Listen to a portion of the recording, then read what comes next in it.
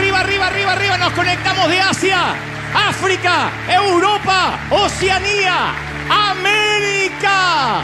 Que no afloje ese aplauso. Esto está pasando en Anaheim, en River. Mirá, casa llena. Uno de los servicios maravillosos de River.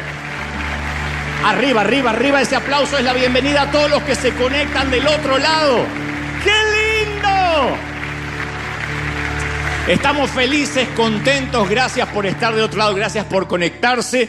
Gracias cuando exactamente muchos estaban esperando la hora, conforme el uso horario. Buenos días, buenas tardes, buenas noches. Aquí ya hemos cantado, hemos adorado, hemos tenido sorpresa, ha habido de todo, pero ahora nos preparamos para lo que creo Dios puso en mi corazón para transmitirte. Antes, te cuento que ayer salimos a bendecir a gente que está relativamente cerca, que son los que levantan la cosecha de fresas. Para los que no saben de otra parte del mundo, ¿y si eso qué es? Es gente que cruza la frontera, la mayoría no tiene su estatus migratorio en orden, los dejan pasar porque nadie quiere hacer ese trabajo. De esto nos va a contar un poquito más Ítalo. ¿Cómo te va, Ítalo? Pasá, con un caluroso aplauso te recibimos también. Ítalo nos va a contar entonces lo que pasó ayer. ¿Fue maravilloso o no? Así es, ayer nos fuimos desde muy temprano, iba un ejército de aquí de River, muchos voluntarios. Llegamos en medio de la nada, porque este lugar está súper lejos de acá, está rodeado de campo de fresa por todas partes. Y llegamos, empezamos a preparar el campamento, las mesas, todas las sillas, y la gente que estaba ahí trabajando no se lo esperaba. Aproximadamente unas 400 personas. La consigna era, una vez que ellos vengan, les vamos a servir como camareros su comida, su almuerzo. Le vamos a poner el plato de comida recién preparada. Ellos ni comen ahí, ni comen. Yo las veces que me ha tocado ir durante plena pandemia no comen.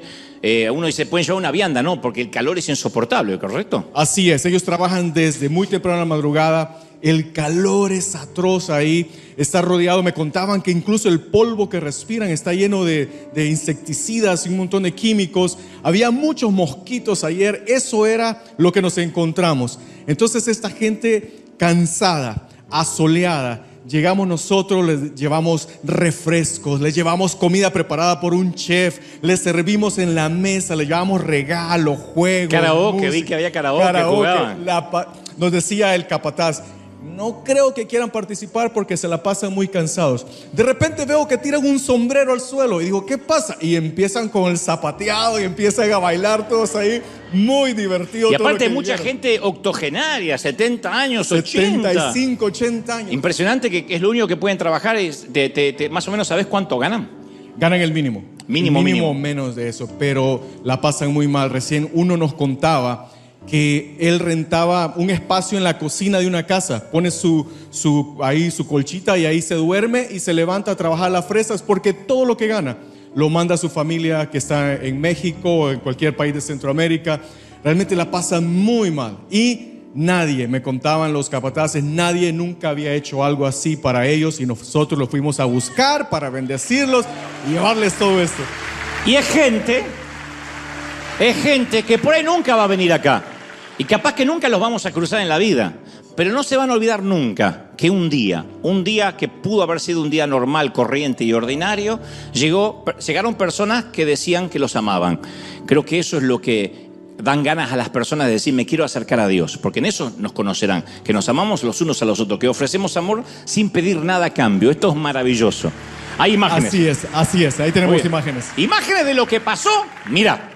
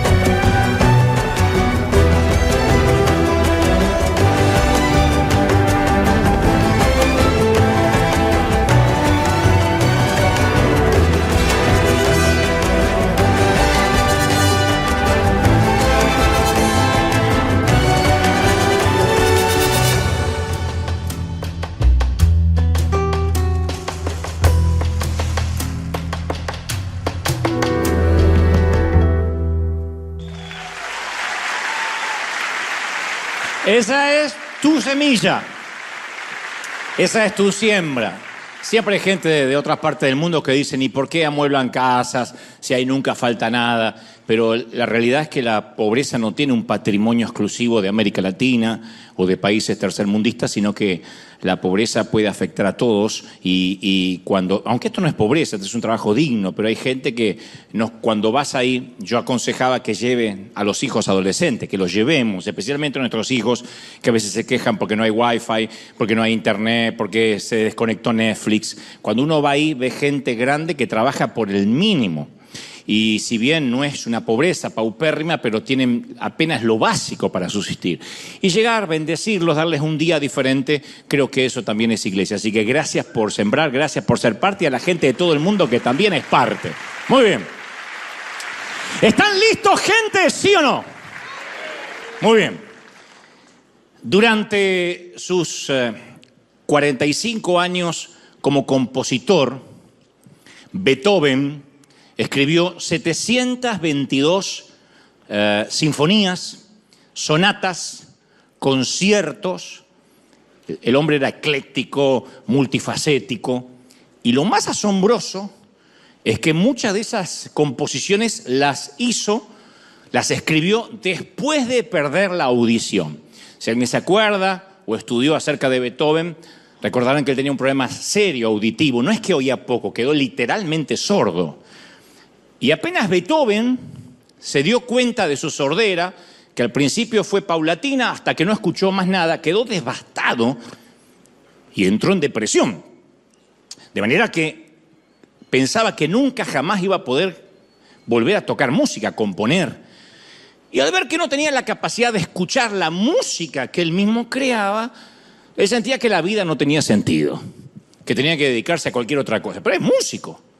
Entonces Beethoven se quedó atascado en la primera etapa del dolor, que siempre es la negación.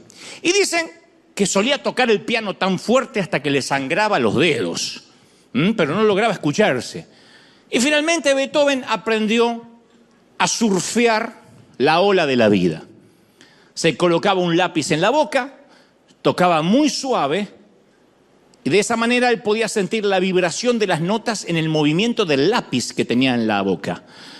Era lo ideal, y más vale que no. Yo me pongo un lápiz en la boca, no puedo tocar nada. Bueno, no puedo tocar nada con o sin lápiz. Pero él podía ponerse un lápiz en la boca y sentir la vibración. Y para surfear la vida significa hacer eso, lo mejor que sabemos hacer con lo que tenemos en la temporada que nos toca vivir. ¿Es lo ideal? No, no es lo ideal. Pero es lo que hay. Porque no solo se adaptó Beethoven a su pérdida de audición, sino que corrigió sus melodías con frecuencias más bajas para poder sentirlas. Los músicos saben de esto. Y debido a que no podía escuchar normalmente su propia música, tuvo que escuchar más a su intuición y usar mucho más la imaginación. La novena sinfonía de Beethoven se encuentra dentro de los mayores logros musicales del mundo, del planeta. Y los compositores dicen que es el punto de inflexión sinfónico, que hay un antes y un después. Beethoven era completamente sordo cuando escribió lo que muchos consideran la pieza orquestal más grande jamás escrita. Si hasta ahora solo habías escuchado a Bad Bunny, te recomiendo escuchar a Beethoven. Vas a saber que nunca habías escuchado música. De hecho, cuando compuso la novena sinfonía, dijo, yo la quiero dirigir. Y después que terminó de dirigir, que obviamente todo lo hacía por vibraciones, por las vibraciones del piso, por lo que podía haber, ignoró el estruendoso aplauso, que todos se pusieron de pie cuando terminó la sinfonía, y uno de los músicos le pidió que girara para que él agradeciera la ovación de pie de toda la gente. Él no la había escuchado. Se pudo adaptar y las mejores composiciones fueron después que quedó sordo. O sea, ¿cómo podía ser que Beethoven creara mejor música después de perder la audición? Bueno, un famoso dramaturgo supo decir, a medida que su oído se deterioraba, estaba menos influenciado por las modas, por todo lo que estaba imperando alrededor, y más influenciado por las estructuras musicales internas, las que tenía dentro de la cabeza. O sea, la música provenía desde adentro, en lugar de venir desde afuera. En lugar de escuchar las tendencias musicales, salía lo mejor de adentro. Surfear la vida es eso, reconciliarnos con nuestra propia mortalidad, y luego vivir a pleno la vida que nos toca, que a lo mejor no es la ideal. Surfear la vida requiere una postura de aprendizaje. No hay alguien aquí que diga, yo nunca tuve problemas, yo la verdad que tengo la vida de adulto que soñé cuando niño. La mayoría no. Si acaso todos sentimos que hay sueños que nunca se concretaron, nos miramos al espejo y no nos gusta la imagen que nos devuelve. Decimos, yo pensaba hacer otra cosa o hacer otra cosa a esta altura de la existencia. Entonces, ¿Dios puede librarnos de los infortunios? Sí. ¿De las pruebas? Sí. Pero la mayoría de las veces Dios nos libra a través de ellas, enseñándonos algo. El obstáculo no es el enemigo, el obstáculo es el camino lo que nos hace fuerte. Entonces, surfear la vida es hacernos completamente responsables de todas las situaciones que encontramos a lo largo de la vida en nuestro interior. Decir, bueno, esto es lo que me toca. Hay un momento que tenemos que mirar y decir, bueno, esta es mi vida. Reconciliarnos con la infancia que tuvimos. Aquí nadie nació en Buckingham, nadie estudió necesariamente en Harvard, aunque yo sí, como te digo siempre, yo fui a Harvard. Estuve en la vereda, saqué fotos, después me fui a casa, pero estuve en Harvard. Pero no podemos vivir culpándonos de las cosas que no son culpa nuestra. Porque no estoy hablando de eso. Vamos a culparnos de lo que nos pasó. No, eso es una confesión falsa que nos hace prisioneros del pasado. Yo estoy hablando la habilidad que uno va aprendiendo como ser humano de abrazar la adversidad. Como crear una oportunidad para crecer. Decir, bueno, me toca este momento de, en el peor de los casos, caminar por un panteón. En el peor de los casos, como digo siempre, en vez de besar una mejilla tibia, una frente fría. La muerte de un ser querido siempre nos choquea. ¿Tenemos que vivir el duelo? Claro que sí. Pero ¿podemos aprender algo o nos vamos a quedar tirados bajo la manta no queriendo vivir más? ¿Aprendemos algo de una pandemia? ¿Aprendemos algo de la sala de cuidados intensivos? ¿Salimos más sabios o más necios? Eso incluye nuestro banco de recuerdos. Cuando yo digo surfear la vida, también significa lidiar con los recuerdos, que cada domingo Dios nos viene hablando respecto a eso. Solemos recordar las malas decisiones que tomamos, nos preguntamos cómo habría sido nuestra vida en un universo paralelo, si hubiésemos hecho las cosas de manera diferente, si te hubieses casado, si te hubieses escapado del altar, si te hubiese buscado una huérfana para casarte. Alguno no entendió, no importa, después le preguntan en casa. No puedo explicar todo. Y nos castigamos por haber sido humanos. No, es que yo no tenía que haber hecho eso, no tenía que haber estudiado lo otro, estudié eso porque mamá quería que yo fuera lo que ella no pudo. Bueno, pero ya está. Seguimos a veces culpándonos por cosas que no fueron nuestra culpa. No obstante, yo sé que resulta difícil sacudirnos el viejo sistema de creencias, que eso que nos formó por años. Frases que nos dijeron los papis, nuestros viejos, que nos dijeron toda la vida y que nos van formando. Pero vivir en el pasado, como digo siempre, no conduce a nada, pero sí sirve para aprender de él y después soltarlo. ¿Qué tengo que aprender? ¿Por qué me pasó? Yo hace poco leía la transcripción de una entrevista que le hacían a un jugador de fútbol americano de la NFL, luego que perdiera una final importantísima. No me acuerdo el nombre porque ustedes saben que yo con el nombre no soy como los amigos chilenos que saben mucho de fútbol, yo sé muy poco. Pero estaba este jugador de fútbol americano hablando de la NFL, que por cierto, para formar parte, yo no sabía de la NFL, deben haber sido universitarios. Entonces, cuando hablan estos jugadores suelen dar declaraciones muy interesantes, porque todos son muy estudiosos. Si fuera nuestro futbolista diría, bueno, quisimos retener el esférico lo más posible, como nos dijo el técnico. Todavía falta mucho, tenemos que definir un rival difícil como son los colibríes de Cuernavaca. Pero este jugador no. Este dio una declaración profunda, ¿no? Y él respondió una frase. Él dijo, pasó, al perder la final, pasó lo que tenía que pasar. Fue todo lo que dijo. Dijo, pasó lo que tenía que pasar. Como que hubiese estado escrito. Y cuando yo escuché la frase o leí la transcripción de la nota, empecé a digerir la idea. Ahí hice de a poco de ella un tótem, un axioma, un proverbio para la vida, ¿no? Porque nosotros solemos usar mucho la palabra deber. No debí haberme casado. Mi hijo debió haber actuado de manera diferente. No debí haberme divorciado. México no debió perder ese partido inicial contra Argentina en el Mundial. Pero deber es algo que no podemos controlar. Es el pasado, no el futuro. Así que, ¿por qué nos dedicamos nuestro tiempo a cargarnos o a castigarnos por algo que no podemos cambiar? Porque somos seres humanos, esa es la razón. Pasó lo que tenía que pasar, dijo esta estrella del fútbol. Pasó, sucedió lo que tenía que suceder, sería la mejor traducción del inglés. Sucedió lo que tenía que suceder. Eso es liberador. Cualquier cosa que nos pasó en la vida, en el momento que nos pasó, estuvimos ahí e hicimos lo que pensábamos que estaba bien en ese momento, con la sabiduría que teníamos en ese momento. No podés tener 50 años y decir, me arrepiento de la decisión que tomé a los 20. Tenías 20. ¿Vos viste a tus hijos de 20? Perdonen los de 20, no se sientan insultados por esto. ¿Vos viste cómo piensa un hijo de 20? Y no digas, no, antes éramos más maduros. No, 20 son 20. Y hay chicas de 18, hay mujeres que a los 18 ya estaban casadas. A los 21 ya tenían hijos. No podían ni pensar ni en maquillaje, ni en salir a pasear con amigas, ni en escuchar música, porque tenían que cambiar pañales. Y ahora que lo pienso, si volviera atrás no lo diría. Pero es lo que pensaste que estaba bien. Está muy bien que digamos, no debía haber hecho eso. Yo no estoy diciendo que no hay que arrepentirse de nada. Pero lo cierto es que lo hicimos, ¿o no? Mirá la cara de santo, vinieron todos los suizos. Oh. Hicimos lo que pudimos, hicimos lo que creímos, lo que sabíamos hacer en ese momento, como nuestros padres. Nuestros padres nos criaron hasta donde le daba su coeficiente intelectual, su capacidad. Y a juzgar por la manera en que los criaron a ellos, todavía nos criaron bastante bien. Porque si uno empezaba a hurgar y a excavar arqueológicamente, papá, ¿cómo te criaba tu mamá? Te decían unas cosas, yo no sé si tus padres eran así. Pero a mi padre le castigaban, le pegaban hasta los maestros y los padres no se metían. O a mi papá, que a los 12 años lo mandaron a levantar la cosecha descalzo y lo sacaron del colegio. No tuvo opción. Que mi papá alguna vez se le moviera el bigote así diciendo, te quiero, yo tomaba eso como un relajo de amor por la manera y por el contexto de donde venía.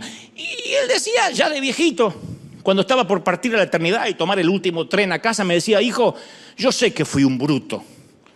Yo sé que fui un ignorante, pero yo hice lo que pensé que había que hacer. ¿Qué creen que le dije? Sí, fuiste un bruto, un ignorante, debiste haberme criado y haber leído libros de pedagogía. Pobre, si el viejo no paraba, se partía el lomo para que no faltara comida en casa, ¿qué le iba a poder reclamar? Y le dije, papá, vos hiciste lo que creíste que tenías que hacer, lo que estaba bien. Y eso tiene que ser para nosotros también, para nuestra propia vida. Aceptar eso nos permite abrazar el futuro de una manera diferente. Pasó lo que tenía que pasar. Punto. ¿Fue lo ideal? No. ¿Es lo ideal que Beethoven siga tocando sordo? No. Ahora, tu dolor podría ser más agudo que perder una final. Tu esposo es alcohólico y anoche regresó borracho, otra vez. Y otra vez, y las promesas caen en el saco roto, y te das cuenta que es un timador cuando te dice que va a dejar de beber. O estás luchando con asuntos graves con tu hijo y te preguntas cómo se metió en ese lío. O tal vez tu padre te abusó y te robó lo más preciado que podías tener, que era la inocencia. Porque es un chasquido de dedo así y una violación, un esposo abusador, un toque prohibido te alteran permanentemente. Especialmente cuando eres un niño o niña. A veces solo unos minutos nos cambian la vida para siempre. Nos van definiendo esas cosas, esos incidentes que nos suceden durante el camino. Estuvimos a minutos de no ser lo que somos hoy en día. O de ser lo que nunca quisimos ser. Unos minutos a solas con alguien y nuestros sueños se vuelven añicos, cenizas. Pasamos a ser una estadística, si es que lo denunciamos, si no, una estadística silenciosa. Ahora, si te pasó algo de esto, estaría justificado. Si me dices, en serio, Dante, ¿cómo voy a decir después de semejante cosa pasó lo que tenía que pasar? No, lo que intento decir, no subestimo tu dolor. Lo que intento decir es que tenemos que aceptar de una vez por todas aquello que fue verdad, no lo que quisiéramos que hubiese sido. Nos tocó esa familia, nos tocó ese sitio para nacer. ¿Es el sitio que hubiésemos elegido para nacer de haberlo podido? No. ¿Hubiésemos elegido esos padres? A lo mejor no. ¿Esos hermanos? No. Naciste y ahí estabas en un grupo de extraños que te aseguraban que era tu familia. Entonces, si tuvimos un padre lo suficientemente enfermo como para lastimarnos, bueno, en algún momento tenemos que decir, bueno, ese fue mi padre. Decir que no debió haber pasado es decir que hubiésemos deseado ser una persona diferente y no lo fuimos. Ni lo somos, no podemos cambiar quiénes fuimos. También solemos decir, pero Dios debió haber estado allí. Y Dios nos responde, yo estuve ahí. Te sostuve aunque no veías mis brazos. Capturé cada lágrima, nunca estuviste solo. Eso te trajo hasta aquí, que Dios no te dejó. A pesar del problema de la tormenta, de la oscuridad, Dios nunca te dejó, créeme, nunca te dejó, no importa en lo que hayas creído. David expresó esta verdad en el Salmo 139, dijo, ¿dónde voy a huir de tu presencia, Dios? Si yo me voy hasta los cielos, ahí estás. Si me pongo mi estrado en el infierno, hasta ahí vas. Si tomare las alas del alba o me fuera al extremo del mar, hasta allí estará tu mano y me guiará, dijo David. Donde vaya, no importa lo que haga. Su fidelidad es inherente a lo que hagamos. Ahora, yo quiero que entendamos esto. Yo no estoy tratando, insisto, de subestimar tu dolor. Lo que trato de decir es que para sanarnos hay que sacar a veces el dolor del escondite. Hay que hacer una búsqueda arqueológica y reconciliarnos con lo que fuimos, con lo que nos pasó. Nadie se para en un altar ante un pastor, un rabino, un cura, o va a que lo casen para estar pensando que luego estará en una corte peleando por la tenencia de los hijos. Nadie lo hace. Nadie dice, bueno, este va a ser el primero de mis matrimonios, después voy a tener unos 5 o 6 para probar, el 7º me va a salir bien. Nadie. La vida va pasando. No es lo que hubiésemos elegido. Entonces tenemos que hacer las paces con lo que pasó para poder dejarlo atrás y avanzar. De otro modo nos vamos a poner en situaciones donde vamos a salir heridos una y otra vez, porque pensamos que las personas deberían ser diferentes, que la vida tendría que ser diferente a como la estamos viviendo.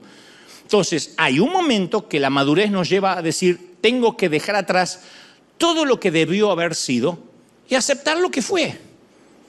Yo hubiese querido esa familia, a lo mejor no, pero tal vez no sería quien soy de no haber tenido esos padres europeos. Un papá alemán, como siempre cuento, hipertérrito, que no hablaba. Una mamá inglesa frustrada porque había dejado la carrera de actriz por seguir a mi papá. Y que lo único que me decía ella era, algún día, Dantecito, te vas a destapar. Como los tarros de mermelada, te vas a destapar. Y yo con mi síndrome de Asperger, con todos los problemas que tenía, yo confiaba en lo que esa mamá me decía, pero no me aportaba mucha cuota de criterio, no sé, de sabiduría, porque eran limitados. Entonces yo hubiese preferido haber nacido en otro sitio, capaz que sí, pero no sería quien soy. A una anciana una vez le preguntaron cuál era el versículo favorito de la Biblia para ella, y ella dijo la palabra que se repite 463 veces. ¿Cuál es? Y aconteció. Vieron que la palabra y aconteció ¿qué? Y aconteció que Jesús, y aconteció. Y ella dijo, porque cada vez que viene un problema, yo sé que no llega para quedarse, solo acontece. Aconteció. Y entiendo, dice la viejita, que esta temporada, sea cual sea, no vino para quedarse. Isaías 43, 18 dice, no te acuerdes de las cosas pasadas, ni traigas a memoria las cosas viejas. Yo haré cosas nuevas y pronto saldrán a luz. Aconteció. Esto también pasará. ¿Sí o no? Aconteció. Aconteció que me tocó una temporada en el hospital. Aconteció que la suegra vino a comer a casa. Aconteció. Dicho esto, te cuento.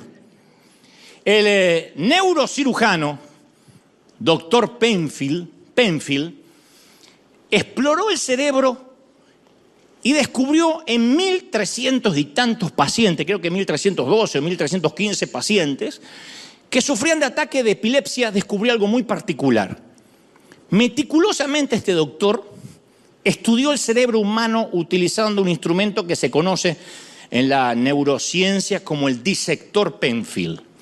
Entonces, con una descarga eléctrica muy suave que casi es imperceptible al cuerpo, estimuló distintas partes del cerebro de estos pacientes y descubrió que ellos, cuando pasaba la corriente eléctrica, muy suave, insisto, tenían recuerdos muy vívidos del pasado. Por ejemplo, una paciente recordó todas las notas de una sinfonía que una vez había como público oído en un concierto muchos años antes. Se estimuló el lugar 30 veces y todas las veces recordó cada nota, cada nota. Otra paciente recordó estar sentada de niña en una estación de tren y pudo describir cada vagón con la gente que había en cada vagón que pasaba por el ojo de su mente. Entonces los recuerdos no solo eran extremadamente detallados, sino que tenían algunos hasta recuerdos previos al momento que estuvieron conscientes, antes de los 3, 4 años de edad, previos. El famoso uso de razón que uno empieza a tener. Antes del uso de razón empezaban a tener recuerdos, inclusive cosas que habían pasado al año y medio. Y el doctor Penfield concluyó que cada imagen, cada sonido, cada olor, alguien está aquí y de pronto el olor le recuerda a algo o a alguien. Bueno, parece que soy el único anormal que siente el olor y dice, yo paso por una casa y siento el olor a fritura y me acuerdo de las milanesas o la carne empanizada de mi mamá. No te estoy hablando de que llegó mi marido, no, te estoy hablando de el olor de un lugar particular. Y él dijo, el olor, la experiencia, el sonido, de alguna forma está grabado en el disco rígido interno de cada persona, en la corteza cerebral. Así es como funciona, lo descubrió este doctor. Entonces, cuando oímos una canción o vemos una imagen, se traza una línea llamada engrama sobre la superficie de la corteza cerebral. Queda trazada. Si oímos la misma canción muchas veces, se traza esa línea. Es como subrayar y subrayar y subrayar y subrayar una hoja una y otra vez. El engrama se va haciendo más profundo. Con cada repetición, el recuerdo se incrusta con más profundidad hasta que esa canción, esa imagen o ese olor queda grabada para siempre en la corteza cerebral. Entonces nuestra capacidad de recordar el pasado, eso que te estoy contando, el engrama, es un don de Dios, pero viene con una advertencia. No siempre recordamos las cosas con exactitud. La memoria es subjetiva, es selectiva. Entonces, como tal, puede ser una bendición o puede ser una maldición. Hay cosas que a lo mejor estás recordando que deberías olvidar. Y hay cosas que estás olvidando que deberías recordar. A veces intentamos olvidar momentos dolorosos, pero ahí está el engrama trazado una y otra vez. Y nos vamos llenando de resentimiento. Entonces uno tiene que adueñarse del pasado o el pasado se adueña de uno. Y lo peor es que nos termina hipotecando el futuro. Nos arruina el futuro porque hay gente que dice, no puede ser, mi marido me engañó, no puedo perdonarlo. Ay, ¿cuándo fue? Hace 47 años. No, sí, pero puede ser, mujer de Dios. Ahí cuando decís, llévatela, señor, que está usando oxígeno. No puede ser. Entonces yo no estoy descartando el dolor. Estoy diciendo que hay un momento que ya está. Entonces, ¿cómo nos adueñamos del pasado? Haciendo un inventario exacto de todo lo que nos pasó. ¿Quién fui? ¿Quiénes fueron mis padres? O si no los tuve. La falta de amor, los abrazos que me faltaron, que me escasearon, sin escondernos nada. No podemos decir, ya está, ahora soy cristiano y la vieja vida pasó. No, porque si no, queda grabado en el engrama y nos hace resentidos. Y repetimos el patrón con nuestros hijos. Entonces tenemos que escribir la bitácora del piloto de tormenta. Este soy yo, este fui yo. Este es el dinero que me faltó, comíamos salteado. Y eso también nos hace agradecidos a lo que tenemos hoy. ¿Sí o no? ¿Cómo se produce el agradecimiento? Viendo todo lo que alguna vez no tuvimos. Cuando lo sagrado se vuelve común, nos volvemos imbéciles. Nos volvemos gente estúpida. Enojados porque hay un trancón en el tránsito cuando anduvimos a lo mejor a pata toda la vida. Bueno, acá no, porque nacieron todos con auto, perdón. Pero a veces uno se pone irascible, iracundo, con boberías. Y esas boberías, y no saben, no, se atrasó el vuelo. Yo soy de la generación que mi papá nos llevaba a ver cómo despegaban los aviones. Yo decía, hay gente adentro. Como los caníbales que miran para arriba y dicen, ¿y eso? ¿Se come? No, se come lo de adentro, hijo. El chiste es malo, pero no sabía dónde ponerlo. Entonces yo iba a ver los aviones y decía, papá, algún día voy a poder volar. Me dice, no, eso es para millonarios. Y yo veía los vuelos de los aviones de Panam y decía, eso es para millonarios. Hoy en día, cuando me quejo que un avión se retrasa, digo, Estoy pudiendo volar. Mis abuelos no hubiesen soñado eso nunca en la vida. Entonces, a partir de, a ver, ¿quién fui? Me hace ser una persona agradecida. Y después hacernos cargo de lo bueno, de lo malo, de lo feo. Eso es lo que fui. Pasó lo que tenía que pasar. En la vida te pasó lo que tenía que pasar. Capaz que no somos responsables de lo que nos pasó, pero sí de la manera que reaccionamos a lo que nos pasó. Dos personas pueden estar frente al mismo obstáculo. Un diagnóstico complicado, un divorcio triste, la muerte de un ser amado. Y sin embargo, las personas que lo atraviesan lo hacen de maneras muy diferentes. Como esos dos gemelos, hijos de un alcohólico que los vivía pegando. Uno de ellos se hizo alcohólico. Le preguntaron por qué y dijo, bueno, porque mi papá era alcohólico. El otro no probó nunca una gota de alcohol. Le preguntaron por qué. Y porque mi papá era alcohólico. Entonces una persona se adueña de su dolor, mientras que la otra es atrapada por ese mismo dolor. Una persona se vuelve mejor, saca la mejor versión de sí. La otra se vuelve amargada, resentida. ¿Cuál es la diferencia? Surfear la vida. Barrenar la vida con la tabla que nos tocó, con la tabla de surf que nos tocó. ¿Hubiese sido diferente de haber escrito nuestro guión? Sí, pero el guión lo escribió Dios por alguna razón. Lo que nos pasó nos hizo a la persona que hoy somos. Joseph Merrick nació en Leicester, Inglaterra, en el 1862.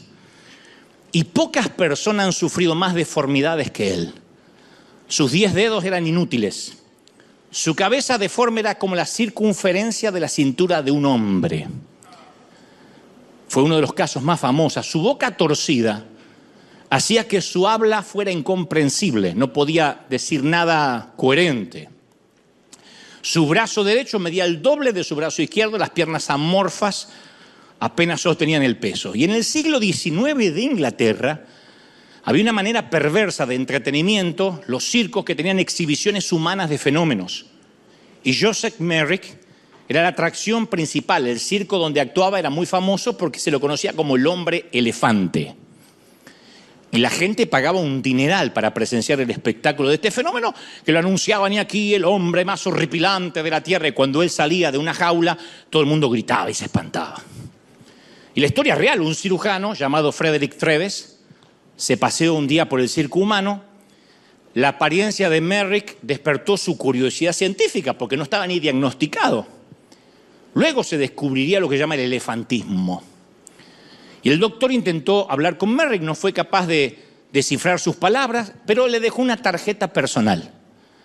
Esa tarjeta fue la que encontró la policía cuando lo encontró en Londres, acurrucado en la oscura esquina de una estación de tren con el aspecto de un animal herido. La policía llamó al doctor Treves, le llevó a Merrick al hospital de Londres, donde vivió el resto de su vida. Lo sacaron del circo. Apenas llegó al hospital, el doctor Treves ordenó una bandeja de comida para Merrick, pero no advirtió a la enfermera. Cuando la enfermera lo vio, arrojó la charola, la bandeja, salió corriendo de la habitación gritando. Y sin embargo, con el tiempo, el personal del hospital se fue adaptando a la peculiar apariencia de este fenómeno. Un día, en un experimento muy cuidado, el doctor ordenó que una mujer entrara a la habitación de Merrick, le sonriera, le deseara los buenos días y le diera la mano. Y luego el doctor registró en un grabador lo que vio, lo escribió. Dijo, cuando le soltó la mano, él inclinó la cabeza sobre sus rodillas y comenzó a llorar, de manera que yo pensé que no se iba nunca a detener. Y después me dijo que había sido la primera mujer que le había sonreído en su vida. Y la primera en su vida, el primer ser humano en su vida, no mujer, ser humano que le había estrechado la mano sin asco. Y esa sonrisa fue el punto de inflexión, el punto crucial, y el doctor agregó en su informe. Poco a poco pasó de ser una cosa maldita a convertirse en un hombre. Y el doctor Treves descubrió que era inteligente, que era elocuente, lo llevaba a escondida a los palcos privados de los teatros de Londres para ver óperas, para ver conciertos.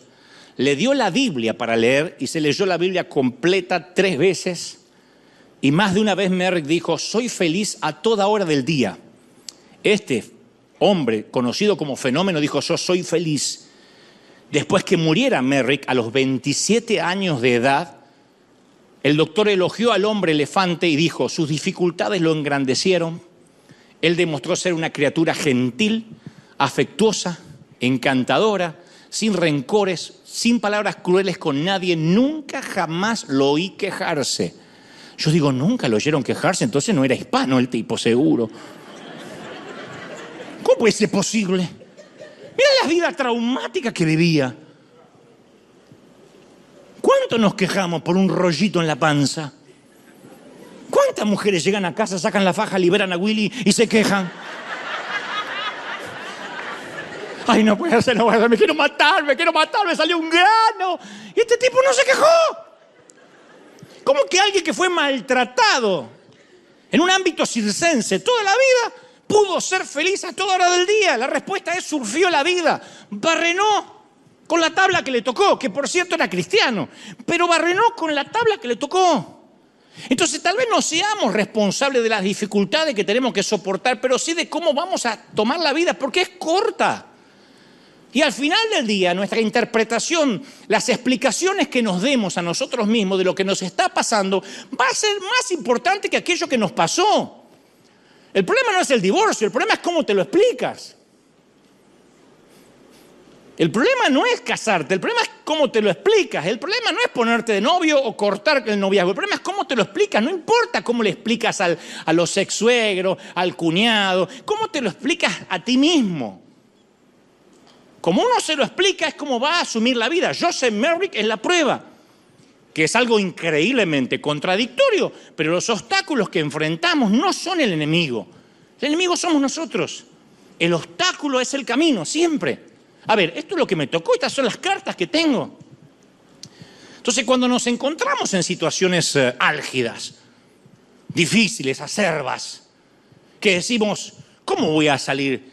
Bueno, uno tiene que decir, ¿qué saco yo de esta situación? Porque de la situación no voy a salir ahora. ¿Qué saco de esta tormenta? Pero a veces nos enfocamos tanto en salir que nos olvidamos qué podemos sacar de la experiencia. ¿Qué aprendemos? Y después nos preguntamos, ¿por qué siempre yo vivo lo mismo? ¿Por qué parece que estoy orinado por un dinosaurio? ¿Por qué siempre lo mismo y siempre lo mismo? Porque hay algo que no estamos aprendiendo y el examen vuelve. Entonces no tiene nada de malo pedirle a Dios, Señor, sácame de la situación en que estoy. Pero nunca nos olvidemos que el objetivo de la situación en la que estamos es para cambiarnos a nosotros. Si salimos igual, entonces fue en vano, fue pueril. ¿Para qué pasamos? Las circunstancias que le pedimos a Dios que cambie, por lo general, pueden ser las que Él está usando para cambiarnos a nosotros. Dice un querido orador, se llama John Piper, dice, no desperdicies tu cáncer. ¿Qué fue esto? Un shock cuando lo dijo, especialmente aquellos que están sufriendo con la leucemia, con la metástasis. Él dijo, no desperdicies tu cáncer. Y esa frase la podemos completar con cualquier desafío que estemos atravesando. No desperdicies tu azúcar en la sangre, no desperdicies tu estrés. Porque tal vez vino para enseñarnos una lección que de otro modo no íbamos a aprender. Hay cosas que nos enseñan. Yo digo siempre, aquel que sintió el aroma fétido de la muerte, aquel que estuvo realmente entubado durante la pandemia, muy difícil que esa mujer o ese caballero después hagan un escándalo porque las miguitas cayeron de la mesa. Muéstrame a una persona que está discutiendo por babosadas y yo te voy a mostrar a una persona que nunca tuvo problemas de verdad. Pero de repente el umbral de resistencia crece cuando uno tuvo que enfrentar a la muerte. Dice, de ahí para abajo yo soy indestructible. Personas que son sobrevivientes del cáncer son personas que no se preocupan de verdad si la cafetera no anda. Ay, es que en este Starbucks no me entienden y en el café de acá no me ponen la leche de almendra. Y si se quiere suicidar, anda, llévate la almendra y ordeñala cuando quieras y hacete tu leche. Surfear la vida comienza con una pregunta audaz. ¿Esto qué vino a enseñarme? Tenemos que reconocer que esto que nos pasa o que nos pasó tiene el poder para enriquecer nuestra vida, para hacernos más sabios. Ahora, yo estoy consciente que si la estás pasando mal, yo sé que es difícil. Una cosa es decirlo, otra cosa es vivirlo. Yo reconozco que no sé lo que estás pasando, no estoy en tus zapatos. Yo no voy a fingir que conozco las tormentas que estás atravesando, pero sí sé esto. Todas las personas están peleando una batalla de la cual no tenemos idea. Y eso me incluye. Todos estamos peleando batallas que no tienen la menor idea. No te dejes engañar por la sonrisa. Yo no sé bien dónde estamos cada uno en la curva del sufrimiento, especialmente comparados con los que, por ejemplo, mañana no sabe si va a haber pan en la mesa. Hay gente como la que fuimos a llevarle comida que a lo mejor no sabe si va a comer el lunes. Y en la curva del sufrimiento nos ganan. Pero es subjetivo el sufrimiento, ¿viste? Es como los recuerdos. Hay hay remordimientos que tenemos hace tiempo. Todos tenemos remordimiento como todos los padres que conozco. Siempre pensamos que podemos ser mejores padres. Todos tenemos pozo de tristeza como todos los hijos que conozco. Siempre pensamos que pudimos haber sido mejores hijos. Algunos caminamos por el valle de sombra y de muerte más de una vez y tenemos pruebas emocionales que lo certifican, gente. ¿Pasaríamos esas épocas otra vez? No, pero caramba que nos enseñaron. Caramba que nos hicieron fuertes, resilientes. Pero al igual que las heridas físicas y las heridas emocionales no se sanan por completo, se infectan. Si intentamos esquivar el dolor, en algún momento va a ser cortocircuito con nuestro alma, en algún momento. Siempre. De algún modo hay que aceptar la nueva normalidad. ¿Qué nos tocó? Uy, soy papá soltero. Uy, soy huérfano. Yo pensé que los sentimientos de orfandad uno los sentía cuando niño. Pero hace poco despedí a mi papá con 90 y tantos años y sentí la sensación de orfandad, de volver a la Argentina y no tener a mis padres. Yo pensé que eso no se sentía a determinada edad.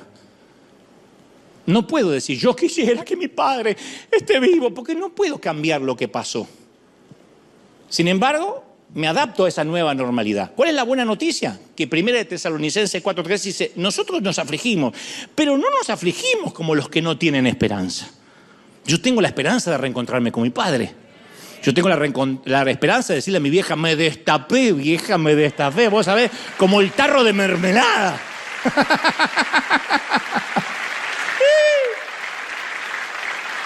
Charles Dickens escribió la famosa novela Historia de dos ciudades, que te la recomiendo. Yo la leí de chico, la leí 2 veces, que transcurría en la época de la Revolución Francesa.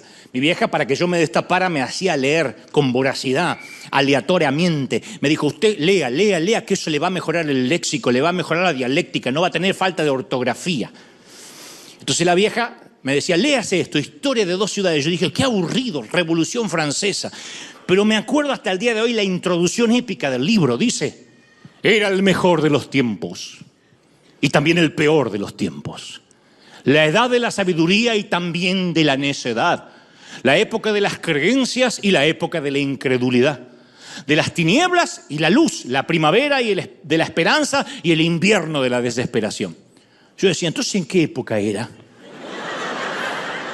Pero de pronto me di cuenta que es una metáfora de lo que es la vida. ¿Quién vive una eterna primavera? ¿Quién vive una eterna juventud? No hay Botox que te dé una eterna juventud. Te hará parecer las tortugas ninjas, ¿sí? Pero no te va a dar juventud, va a ser un viejo operado. Entonces, ¿pero qué queremos nosotros? Los mejores tiempos, no los peores.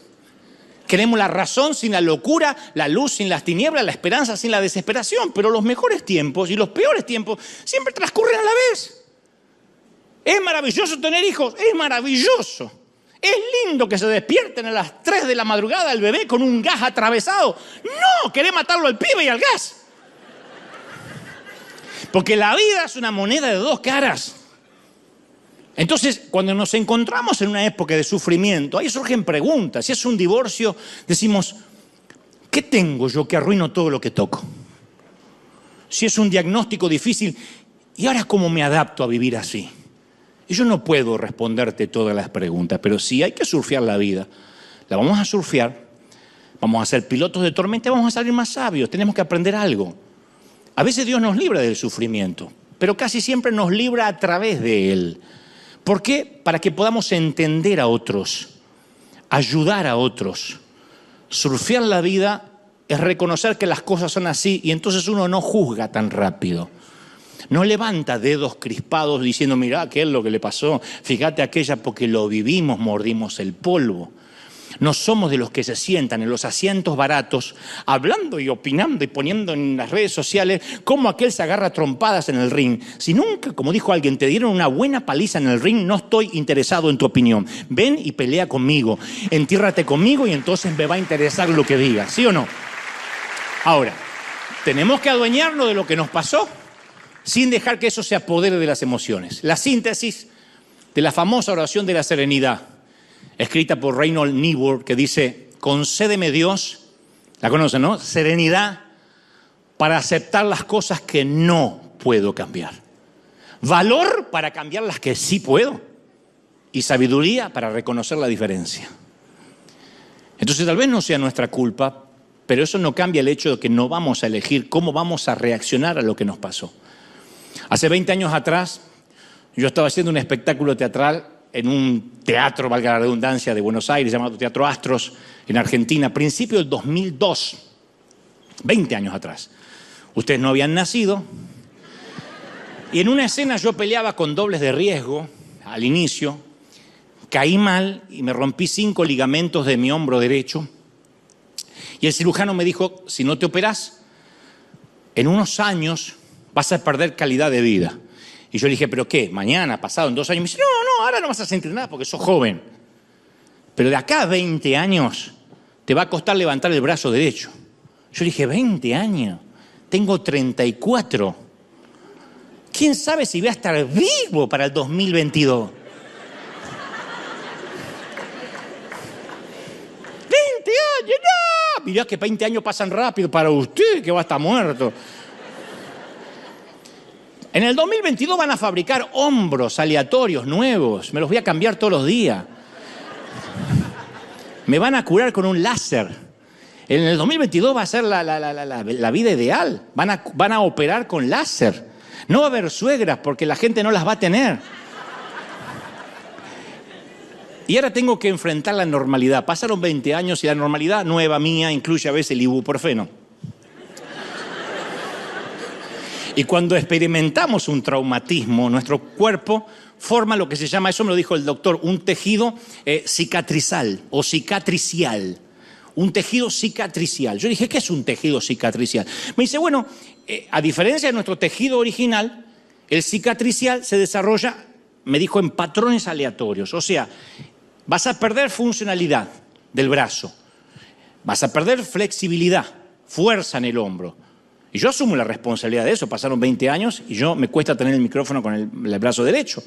Cuando me baño hago... cuando me lavo la cabeza. Por eso siempre tengo más lavado este lado que este. Y bueno, pero no hice lo que el fisioterapeuta me dijo que hiciera. Y él me dijo: si no te operás, el tejido cicatricial va a envolver los ligamentos rotos como una suerte de grasitud, de grasa. Y eso se vuelve el eslabón débil en la cadena cinética.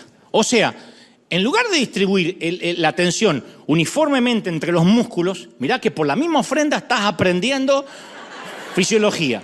Los tejidos cicatriciales producen una tensión dolorosa. O sea, si es una grasitud que trató de... El cuerpo es noble, dijo: vamos todo para ahí porque este ganso no se va a operar. Así que vamos a meter grasa. Bueno, lo mismo pasa con los traumas emocionales y espirituales. Formamos tejidos cicatriciales aleatorios alrededor de las viejas heridas. Y pensamos que si no pensamos de eso, eso se va a ir. Pero las heridas tapadas nunca curan bien, nunca.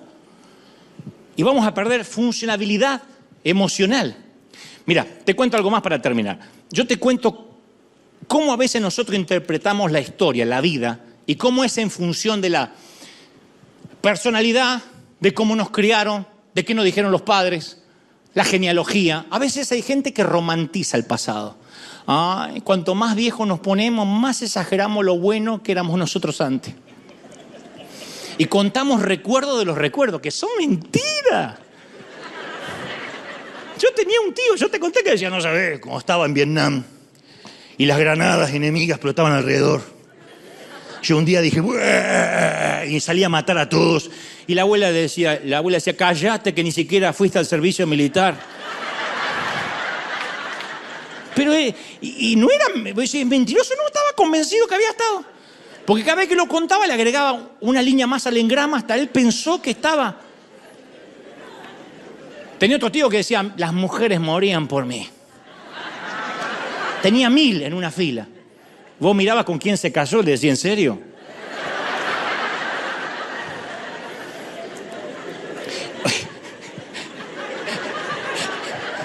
¿Qué pasó con las 1000? Entonces, es lo mejor que había. ¿Cómo serían las 999? Mirá. Y después están los que todo es catástrofe, ¿no?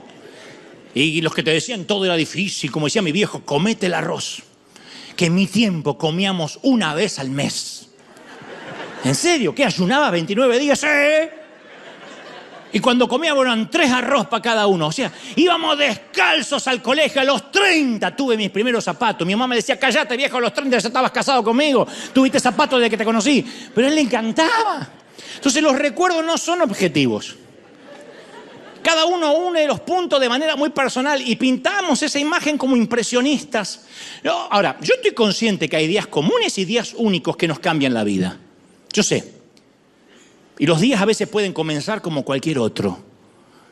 Pero a veces hacemos de la historia o del pasado un pasado que no existió. Recuerdos del recuerdo porque editamos las partes que queremos. Hay una película maravillosa que se llama Más extraño que la ficción. Maravillosa, interpretada por el comediante Will Ferrell, donde hay una escena magnífica. Ferrell interpreta a un obsesivo compulsivo, tiene un TOC. Se llama Harold Crick, el personaje. Es un obsesivo compulsivo que trabaja en el IRS. O sea, es inspector del IRS. Y el narrador del film, apenas empieza, dice, todos los días, durante 12 años, Harold se lava los dientes, sus 32 dientes, 76 veces. 38 veces de un lado y otras 38 veces de abajo para arriba. Como auditor del IRS, Harold revisa 7.323 declaraciones de impuestos por día desde hace 12 años. Se toma un descanso de 45 minutos y 3 minutos para tomarse un café. Entonces van a ver que la vida de Harold está gobernada por el reloj hasta que un día, un miércoles, pierde el autobús por primera vez en 12 años. Y el narrador del film dice, y ese fue un día extraordinario, porque a partir de ahí sería recordado por Harold por el resto de su vida. Y a mí me encanta la siguiente línea del narrador. Harold solo pensó esa mañana que sería un miércoles más. Yo me adueñé de esa frase, me encanta porque la amo, porque yo he tenido esos días comunes. Digo siempre que la vida no es un aniversario de bodas, una graduación, un funeral, un cumpleaños. La vida no son las fotos de Instagram. La vida son días comunes enlazados con otros días comunes y eso termina siendo el collar de una buena vida. Lo cierto es que hay días comunes que cambian nuestra existencia para siempre. Puede ser un miércoles como Harold o un lunes. Yo recuerdo un lunes en particular donde mi vida cambió tal como la conocía. El lunes que Danny Darling, nuestro querido pastor ejecutivo y este servidor, estábamos deprimidos, tomando la Corona, una cerveza Corona, literalmente, hacía un calor y estábamos así, sin ganas de orar, porque habíamos perdido la arena. Y ese lunes, el presidente del banco a las 9:05 llama y le dice a Daniel, no me preguntes por qué. Solo sé que ustedes no tienen la capacidad para pagar el arena. Y mucho menos tienen la historia crediticia para comprar un edificio así. Pero anoche no pegué un ojo, di vueltas toda la noche. Y hoy mientras desayunaba sentí una voz que tenía que hacer algo aunque peligre mi puesto. Voy a prestarle los millones, el banco va a prestarle los millones que necesitan para comprar la arena y no tengan que depender de nadie más. ¿Dejamos la Corona?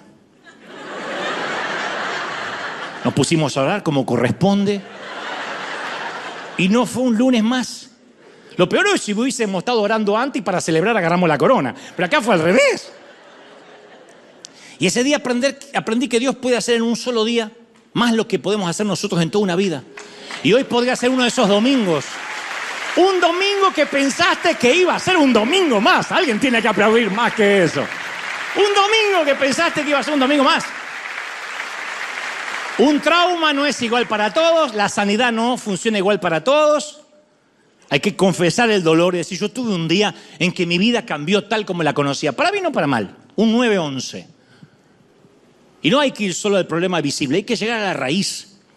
Uno de los milagros más extraordinarios de Jesús fue cuando se acerca a un hombre que no dio un paso en 38 años.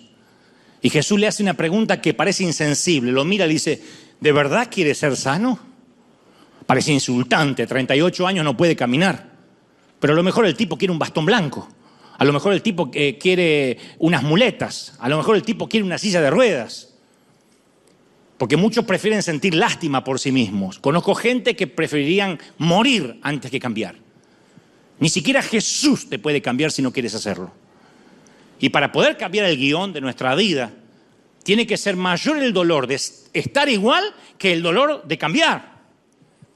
Entonces Dios puede librarnos en un solo día, hoy, domingo, para siempre. Pero uno tiene que querer estar sano, decir, yo quiero cambiar, yo necesito cambiar. De acuerdo con los psicólogos, nacemos con dos miedos. El miedo a caernos y el miedo a los ruidos fuertes. Un bebé tiene esos únicos dos miedos de nacimiento. Por eso llora. Todos los otros miedos son aprendidos. Lo cual significa que todos los miedos pueden desaprenderse. El miedo a repetir el pasado, el miedo a ser como mi papá, el miedo a ser como mi vieja. La cura para el temor al fracaso no es el éxito. La cura para el temor al fracaso es más fracaso, en dosis pequeñas como para desarrollar inmunidad. Una vez que ¡pac!, te tocó la enfermedad o te tocó la quiebra financiera, te hace fuerte. Funciona igual que la vacunación. Identificar la cepa del virus que nos infecta, temor al fracaso, al rechazo, a la intimidad, a la opinión de los demás, a perder el partido inicial en el Mundial contra la Argentina, el temor que tengas. Identificarlo para después evitarlo. Y después exponernos a ellos. Así interrumpimos el patrón. Surfear la vida hasta desarrollar inmunidad al miedo a vivir. Surfear la vida no es escapar de la ola, es correr directo hacia ella antes que sea tan grande que no podamos sumergirnos debajo. Y hay alguien que tiene que decir, bueno, a ver, basta de llorar. Basta de decir, Señor, cámbiame antes de fin de año, cambia tal situación. ¿Y si no cambia? ¿Y si hay que vivir así? Hoy decíamos, alaba, simplemente alaba. ¿De verdad vamos a alabar? Y para finalizar, yo quiero regalarte un poema que se hizo viral en las redes allá por mayo del 2020. Seguramente te llegó si tienes WhatsApp. Fue sorprendente porque decían que la autoría intelectual era de un poeta del siglo XIX. Después se descubrió que lo escribió un cubano, Alexis Valdés, un famoso conductor, cantante cubano, que lo publicó en Instagram. Se le tuvo que dar su reconocida, su autoridad intelectual, autoría intelectual.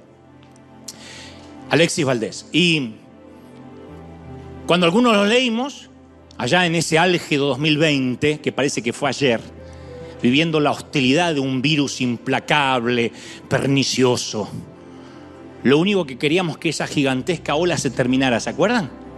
Que se termine. Estoy hablando de ese año que ya no queremos pensar, de cuando Disneyland, la verdad, de pronto superó la magia y el país de fantasía se llenó de miedo. Cuando New York y Las Vegas, que eran las ciudades que nunca dormían, estuvieron obligadas a apagar la luz y descansar a la fuerza. No lo hubiésemos soñado ni en 1.000.000 de años.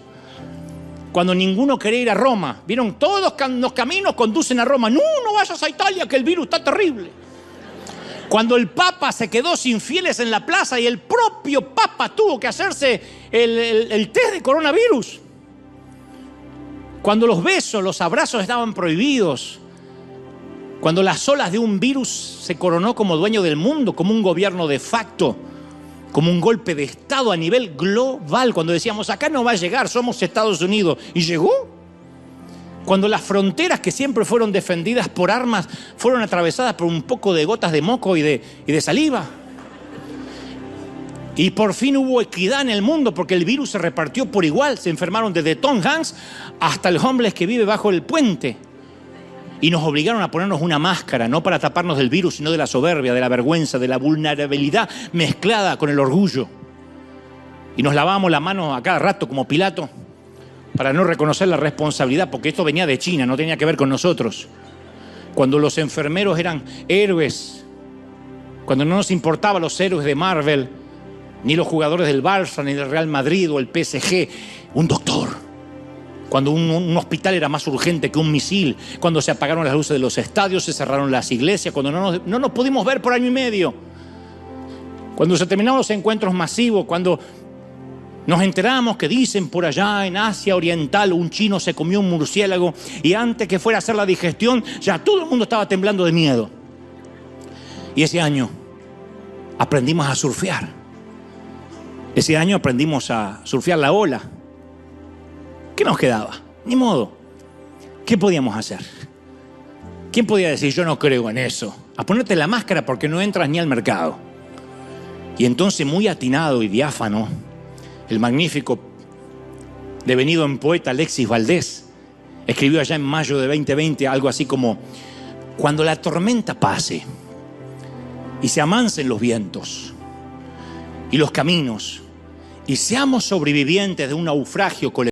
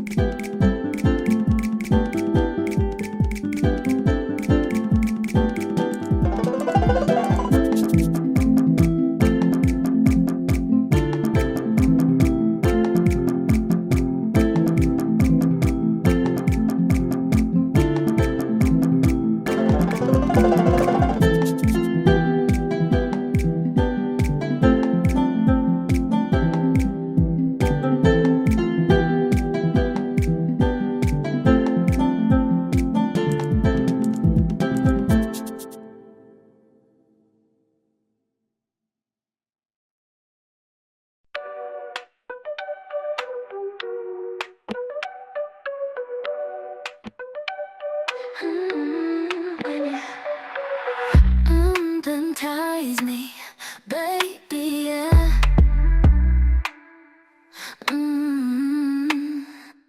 But I love the way you take control. You make my body respond in ways I've never known. I could sit here on the floor all day, begging you for more. All day, be a good mirror. All day, begging you for praise. All day, I could sit here on the floor all day, begging you for more. All day, good girl. All day, just begging you for praise. All day, won't stop until you say. See, I've been feeling this way for quite some time. You seem to have control of my mind. Yeah. You got our bodies moving, intertwined. You're so fine, it's so divine. You have a way with me, I know you can see it. The way you look at me, I know you can feel it. But I love the way you take control. You make my body respond in ways I've never known. I could sit here on the floor all day, begging you for more. All day, be a good mirror. All day, begging you for praise. All day, I could sit here on the floor all day, begging you for more. All day, good girl. All day, just begging you for praise. All day, won't stop until you say. You talk to me, your voice does something to me, baby. You make me weak at my knees when you're whispering to me. You're so hypnotic, wanna get lost in your trance. Hypnotize me, baby, let's dance. Let's get lost in this romance. See, I love the way you take control. You make my body respond in ways I never know. I could sit here on the floor all day, begging you for more. All day, be a good mirror. All day, begging you for praise. All day, I could sit here on the floor all day, begging you for more. All day, good girl. All day, begging you for praise. All day, won't stop until you say, you can take control of me. Just whisper to me, baby. Tell me what you want of me. I'll do anything I can to please you. Yes, please. Hypnotize me, baby. I'm just here to please you, baby. Just here to please you, please you. I can sit here on the floor all day, begging you for more. All day, all day, begging you for praise. All day, I can sit here on the floor all day, begging you for more. All day, all day, just begging you for praise. All day, won't stop until you say.